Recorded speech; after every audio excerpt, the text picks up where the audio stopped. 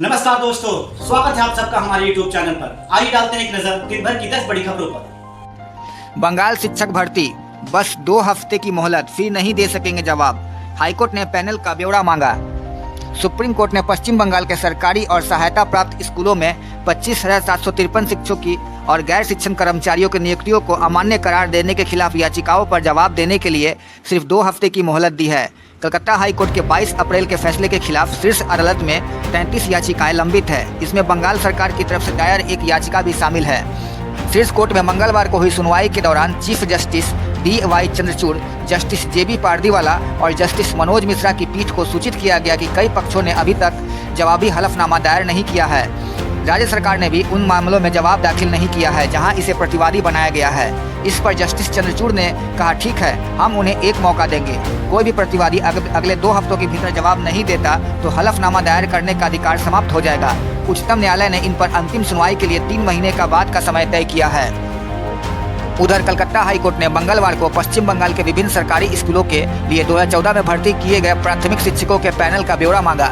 Justice Amrita Singh की एकल पीठ ने संबंधित अधिकारियों को अगले 15 दिनों के भीतर यह जानकारी पीठ को मुहैया कराने को कहा। बंगाल में वर्ष 2014 में शिक्षक पात्रता परीक्षा के माध्यम से कुल 42,000 प्राथमिक शिक्षकों की भर्ती की गई थी। हालांकि एक अभ्यर्थी ने भर्ती पैनल को चुनौती देते हुए कलकत्ता हाईकोर्ट में याचिका दायर की है। OMR सीट बनाने वाली एजेंसी के कर्मचारियों से पूछताछ। शिक्षक भर्ती घोटाले की जांच के सिलसिले में CBI अधिकारियों ने मंगलवार को एस बसु एंड कंपनी के कर्मचारियों से पूछताछ की, जो 2017 में बंगाल के सरकारी स्कूलों में शिक्षकों की भर्ती के लिए परीक्षा में इस्तेमाल की गई optical mark recognition OMR seat उपलब्ध कराने वाली एजेंसी है। यह पूछताछ पिछले हफ्ते CBI की ओर से कंपनी के 2 सर्वरों सहित 36 इलेक्ट्रॉनिक गैजेट्स को भी जब्त करने के बाद हुआ है। राजद नेताओं पर कार्रवाई शुरू। जन सुराज से करीबी देख लालू की पार्टी से 5 निष्कासित। चुनावी रणनीतिकार प्रशांत किशोर की जन सुराज से संपर्क रखने वाले नेताओं पर राष्ट्रीय जनता दल ने कार्रवाई की है। पूर्व मुख्यमंत्री लालू प्रसाद यादव की पार्टी ने अपने 5 नेताओं पर कार्रवाई की है। इन सभी पर पार्टी की छवि धूमिल करने का आरोप है। राजद ने इन्हें 6 साल के लिए निष्कासित किया है। इनमें कहलगांव के पवन भारती, गोराडीह के मोहम्मद आफ्ताब आलम, सनहौल के शिव कुमार शाह, सुल्तानगंज के अजीत कुमार एवं सुल्तानगंज की ही आशा जायसवाल शामिल है। राजद के प्रदेश अध्यक्ष जगदानंद सिंह स्तर से हुई है। वहीं राजद में इतने बड़े पैमाने में नेताओं के निष्कासन का कार्यालय आदेश जारी होने के साथ राजद कार्यकर्ताओं में हड़कंप मच गया है। राजद कार्यालय की ओर से जारी आदेश में लिखा गया है कि अनुशासन के विपरीत जन सुराज संगठन से जुड़कर दल विरोधी कार्य कर रहे हैं, जिससे पार्टी की छवि धूमिल हुई है। राजद जिला अध्यक्ष CP यादव ने बताया कि राजद पार्टी में रहते हुए उक्त लोगों ने जन सुराज पार्टी की सदस्यता ली है। इसकी सूची प्रकाशित होने के साथ सामने आ गया कि कौन कौन दल विरोधी कार्य में संलिप्त है। राष्ट्रीय जनता दल के प्रदेश अध्यक्ष जगदानंद सिंह ने पत्र में लिखा है कि आए दिन प्रायः सभी जिलों में ऐसा देखने को मिला है कि हमारी पार्टी के कार्यकर्ता या नेता जन सुराज पार्टी में सहयोगी या उनके सदस्य बन रहे हैं। यह चिंता का विषय है। विदित हो कि जन सुराज पार्टी एक राजनीतिक पार्टी है। इसके संस्थापक प्रशांत किशोर उर्फ प्रशांत किशोर पांडेय हैं। यह पार्टी भारतीय जनता पार्टी एवं देश में धर्मावलंबी लोगों के द्वारा संचालित तथा वित्तीय पोषित है, अर्थात भारतीय जनता पार्टी का B टीम है। दिल्ली के केदारनाथ धाम का उत्तराखंड में विरोध। निर्माण संस्था ने किया जड़ खत्म करने का फैसला। दिल्ली में श्री केदारनाथ धाम नाम से मंदिर बनाने पर उत्तराखंड में विरोध होने के मद्देनजर एक नया मोड़ लिया है। मंदिर बनाने वाली संस्था ने विवाद से बचने और शांति बनाए रखने के लिए मंदिर का नाम बदलने का निर्णय लिया है। संस्था की ओर से जल्द ही मंदिर का नया नाम दिया जाएगा। दरअसल गत 10 जुलाई को मंदिर के शिलान्यास समारोह में उत्तराखंड के मुख्यमंत्री पुष्कर सिंह धामी आए थे। इसके बाद उत्तराखंड में कांग्रेस व साधु संतों व कई संगठनों ने दिल्ली में केदारनाथ मंदिर का निर्माण करने व मंदिर के शिलान्यास समारोह में धामी के आने पर सवाल खड़े किए शुरू कर दिए। उत्तराखंड प्रकरण के बारे में मालूम होने पर दिल्ली के बुरारी स्थित हिरनकी में श्री केदारनाथ धाम के नाम से मंदिर बनाने वाले श्री केदारनाथ धाम ट्रस्ट बुरारी के संस्थापक सुरेंद्र रातेला ने कहा कि अगर दिल्ली में बनने वाले मंदिर का नाम केदारनाथ मंदिर रखने से भावनाएं आहट हो रही है तो ट्रस्ट मंदिर का नाम बदल देगा। वहीं उन्होंने मंदिर के शिलान्यास समारोह में पुष्कर सिंह धामी के आने पर कहा कि वह धर्म रक्षक हैं। इस कारण उन्हें मंदिर के शिलान्यास से कार्यक्रम में आमंत्रित किया गया था। मुख्यमंत्री का मंदिर ट्रस्ट से कोई लेना देना नहीं है। दिल्ली में बनने वाले इस मंदिर को कुछ धार्मिक और सांस्कृतिक संगठनों के अलावा कांग्रेस ने इसे धार्मिक भावनाओं के साथ खिलवाड़ करार दिया। उन्होंने तर्क दिया कि केदारनाथ जैसा पवित्र स्थान केवल उत्तराखंड में ही हो सकता है और किसी अन्य स्थान पर इस नाम का उपयोग अनुचित है। उधर विवाद व विरोध को देखते हुए मंदिर बनाने वाली संस्था ने मंदिर का नाम बदलने का निर्णय लिया है। जीटीवी में मरीज की हत्या के बाद भी अस्पतालों की सुरक्षा की व्यवस्था लचर, कहीं भी नहीं दिखी अतिरिक्त चौकसी। पूर्व दिल्ली स्थित जीटीबी अस्पताल में मरीज की दिन दहाड़े हत्या के 48 घंटे बाद भी मंगलवार को राजधानी के अस्पतालों की सुरक्षा व्यवस्था पुख्ता नहीं दिखी। अधिकतर अस्पतालों के गेट पर मेटल डिटेक्टर काम नहीं करता दिखा, सिर्फ सुरक्षा गार्ड डंडा फटकारते हुए नजर आए। अस्पताल के प्रवेश गेट पर किसी की भी जांच नहीं की गई। जीटीबी को छोड़कर किसी भी अस्पताल में गेट व गार्ड के हाथ में मेटल डिटेक्टर नहीं दिखा। कुछ अस्पतालों में तो सुरक्षा गार्ड भी तैनात नहीं किए गए थे। दिल्ली के बड़े अस्पतालों की सुरक्षा इंतजामों की हकीकत उजागर कर दी हमारी एक लाइव रिपोर्ट। पूर्वी दिल्ली का स्वामी दयानंद अस्पताल में मरीजों का दबाव ज्यादा है। एमसीडी का यह अस्पताल जीटीबी अस्पताल से चंद कदमों की दूरी पर है। बावजूद इसके मंगलवार को अस्पताल में कहीं भी कुछ खास सुरक्षा नहीं दिखी। अस्पताल में मरीज के साथ तीमारदार और दूसरे लोग बेरोक टोक प्रवेश करते दिखे। दिन दहाड़े हत्या के बाद से जीटीबी अस्पताल की सुरक्षा पुख्ता है। यहाँ कदम कदम पर सुरक्षा गार्ड सटक दिखे। आपातकालीन विभाग में आने वाले सभी मरीजों या तीमारदार की जांच गार्ड हाथों में लिए मेटल डिटेक्टर से कर रहे थे। इस दौरान कुछ मरीज परेशान भी दिखे। हालांकि वार्ड के अंदर सुरक्षा गार्ड के पास कोई उपकरण नहीं दिखाई दिया। सुरक्षा गार्ड घूमते हुए नजर आए। लोक नारायण अस्पताल दिल्ली सरकार का सबसे बड़ा अस्पताल है। यहाँ मरीजों का दबाव ज्यादा रहता है। इसके गायनी विभाग की आपातकालीन विभाग के मुख्य गेट पर कई सुरक्षा गार्ड बैठे दिखाई दिए। गार्ड अंदर आने वाले मरीजों व तीमारदार से पूछताछ जरूर कर रहे थे, लेकिन जांच के लिए कोई उपकरण नहीं था। दूसरी तरफ आपातकालीन विभाग के मुख्य द्वार पर कुछ सुरक्षा गार्ड तैनात दिखे। इनके हाथ में डंडे दिखे। डंडे के सहारे भीड़ व अंदर बाहर जा रही लोगों को इधर उधर करते दिखे। अखिलेश यादव बोले, भाजपा में कुर्सी की लड़ाई में शासन प्रशासन ठंडे बस्ते में चला गया। सपा अध्यक्ष अखिलेश यादव ने कहा कि भाजपा में कुर्सी की लड़ाई चल रही है, जिससे कि शासन प्रशासन ठंडे बस्ते में चला गया है। जनता के लिए सोचने वाला भाजपा में कोई नहीं है। अखिलेश यादव ने सोशल साइट एक्स पर लिखा कि भाजपा की कुर्सी की लड़ाई की गर्मी में उत्तर प्रदेश में शासन प्रशासन ठंडे बस्ते में चला गया है। तोड़फोड़ की राजनीति का काम जो भाजपा दूसरे दलों में करती थी, अब वही काम वो अपने दल के अंदर कर रही है। इसलिए भाजपा अंदरूनी झगड़ों के दलदल में धंसती जा रही है। जनता के बारे में सोचने वाला भाजपा में कोई नहीं है। बता दें कि भाजपा कार्य समिति की बैठक में उप मुख्यमंत्री केशव प्रसाद मौर्य ने बयान दिया था कि सरकार से बड़ा संगठन होता है। इसे लेकर पार्टी में सियासी आग भड़क उठी। केशव मौर्य 1 महीने में प्रदेश में कैबिनेट व अन्य बैठकों में भी नहीं पहुंचे। पार्टी के राष्ट्रीय अध्यक्ष जेपी नड्डा ने मंगलवार को उप मुख्यमंत्री केशव प्रसाद मौर्य और प्रदेश अध्यक्ष भूपेंद्र चौधरी को दिल्ली बुलाकर भी बात की। इससे सरकार और संगठन में मनमुटाव होने की बात सामने आ रही है। थाने में जिंदा जली महिला, हेमलता पर ही समझौते का दबाव बना रही थी पुलिस। इंस्पेक्टर से हुई नोकझोंक। अलीगढ़ जिले की खैर कोतवाली में मंगलवार की दोपहर करीब 2 बजे ससुराल वालों पर दर्ज मुकदमे में कार्रवाई न होने पर बेटे संग पहुंची एक महिला कोतवाली परिसर में जिंदा जल गई। पुलिस वालों ने किसी तरह आग बुझाकर उसे अलीगढ़ के JN मेडिकल कॉलेज में भर्ती कराया। यहां इलाज के दौरान उसकी मौत हो गई। महिला की पहचान खैर कोतवाली इलाके के गाँव दरकन नगरिया निवासी हेमलता पत्नी स्वर्गीय राजकुमार के रूप में हुई है। बताया जा रहा है कि हेमलता 3 दिन से लगातार थाने आ रही थी, लेकिन पुलिस उसकी समस्या नहीं सुन रही थी। उल्टा उस पर समझौते का दबाव बनाया जा रहा था। मंगलवार को जब हेमलता थाने पहुंची तो आरोपी चंद्रभान भी थाने में ही मौजूद घूम रहा था। उसे देखकर हेमलता बहुत ज़्यादा आहत हो गई। इस बात को लेकर उसकी इंस्पेक्टर से नोकझोंक भी हुई। थाने में उस वक्त मौजूद रहे एक गांव के लोगों ने बताया कि पुलिस वाले तो वहां हेमलता पर ही समझौते का दबाव बना रहे थे। एक बार को तो वह रोने भी लगी थी। पुलिस वालों से हाथ जोड़कर कह रही थी कि गरीबों के साथ आप लोग न्याय नहीं करते हैं। इतना कहकर वह थाने से बाहर जाने लगी। उसने कई बार भी यह भी कहा कि ऐसी जिंदगी से तो मौत ही अच्छी। पुलिस सब कुछ समझ पाती, इसके पहले वह चली गई। कुछ देर बाद ही महिला आग की लपटों में घिर गई। महिला को धू धू कर जलता देख पुलिस वालों के हाथ पांव फूल गए। वहां मौजूद दरोगा व अन्य लोग महिला की तरफ दौड़े और कंबल डालकर आग बुझाई। इस मामले में सामने आया है कि महिला का पति अपनी ननिहाल दरकन नगरिया में मामा के घर रह रहा है। महिला भी शादी के बाद इसी घर में रह रही थी।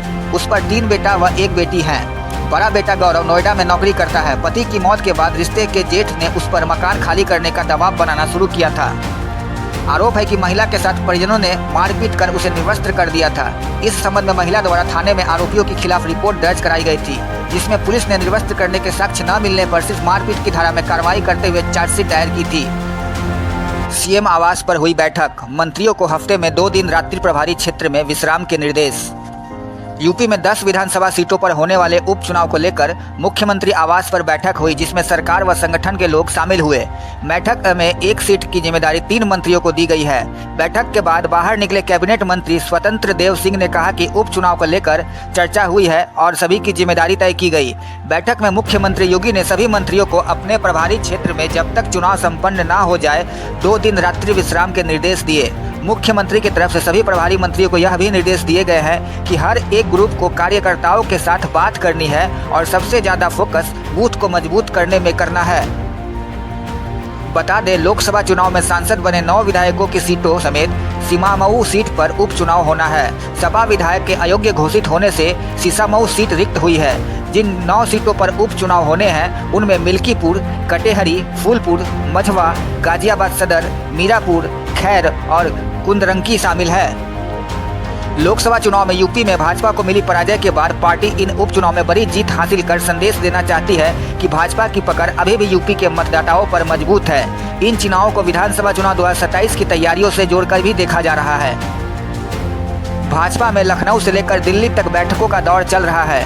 मंगलवार को उप मुख्यमंत्री केशव प्रसाद मौर्य व प्रदेश अध्यक्ष भूपेंद्र चौधरी ने राष्ट्रीय अध्यक्ष जेपी नड्डा से मुलाकात की थी। युवाओं को विदेश में नौकरी का सपना दिखाकर देते थे बेच। एनआईए ने 4 मानव तस्करों को किया गिरफ्तार। लाओस और अन्य दक्षिण पूर्व एशियाई देशों से संबंधित मानव तस्करी और साइबर धोखाधड़ी मामले में अपनी कार्रवाई जारी रखते हुए राष्ट्रीय जांच एजेंसी एनआईए ने दिल्ली से 4 प्रमुख आरोपियों को गिरफ्तार किया है। आरोपियों की पहचान दिल्ली के मंसूर आलम उर्फ गुड्डू, साहिल, बहादुरगढ़ के आतिश उर्फ अखिल और सिवान के पवन यादव उर्फ अफरोज उर्फ अफजल के रूप में हुई है।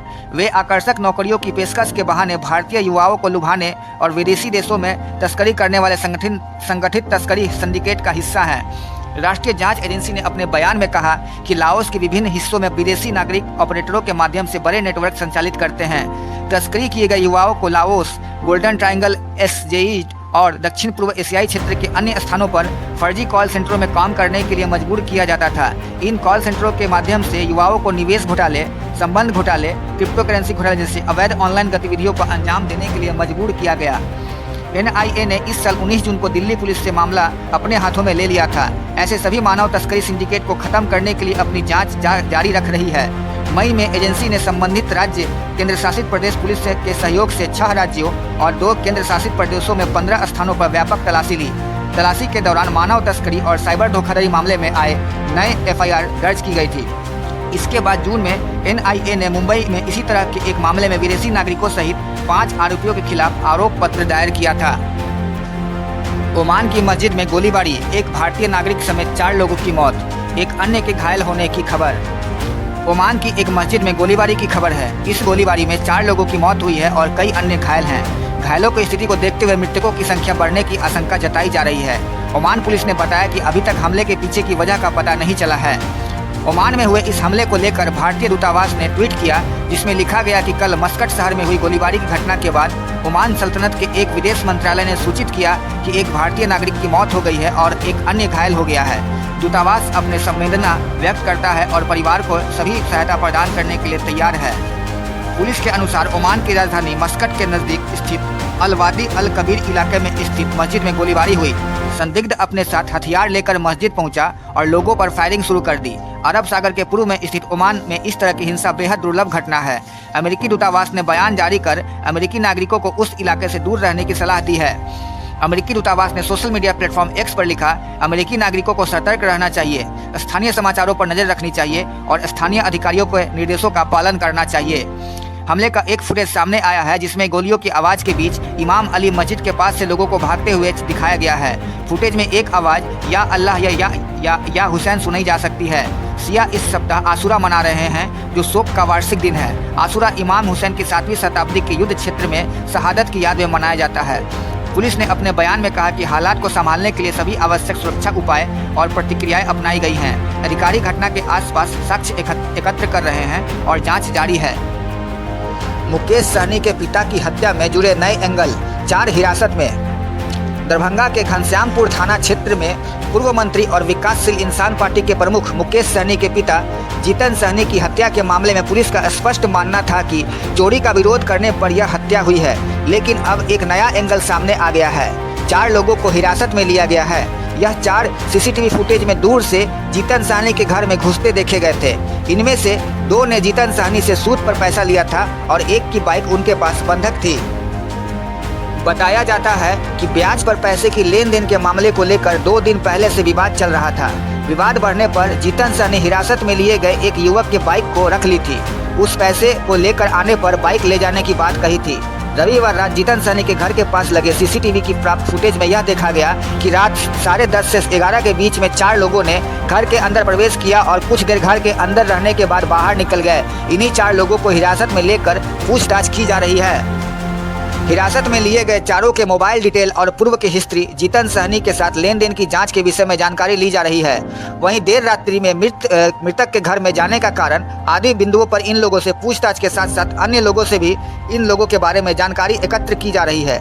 पुलिसिया जांच में अभी तक की जांच में यह पाया गया है कि इनमें 2 लोगों ने जीतन साहनी से ब्याज पर पैसे उधार में लिया था।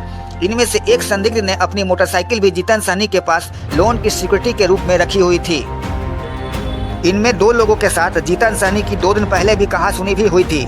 इसके बाद ही दोनों संदिग्ध को सबक सिखाने की धमकी दी गई थी। अब तक के लिए बस इतना ही। ऐसे ही और वीडियो के लिए बने रहिए हमारे साथ। अगर आपको हमारा ये वीडियो पसंद आया तो प्लीज लाइक एंड सब्सक्राइब जरूर करें। सच्ची पत्रकारिता को सपोर्ट कीजिए। धन्यवाद।